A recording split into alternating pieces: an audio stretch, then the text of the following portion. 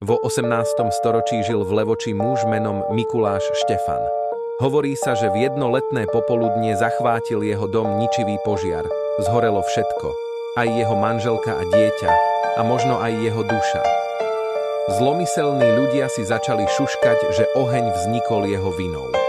Neopatrnosť? Zámer? Nik nevedel s istotou.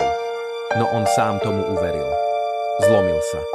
Opustil všetko a vstúpil do kláštora. Vraj požiadal mníchov, aby mu dovolili odčiniť hriech tak, ako ešte nikto pred ním.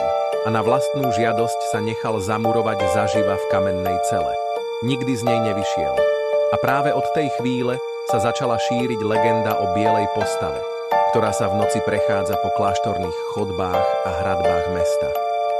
O mužovi v bielej sutane, ktorý nesie ťarchu viny. Niektorí hovoria, že jeho duch dodnes stráži Levoču. Iní veria, že sa nedokáže zmieriť s tým, čo urobil, alebo čo mu mohol zabrániť. A niektorí sa smejú a mávnu rukou nad touto poverou.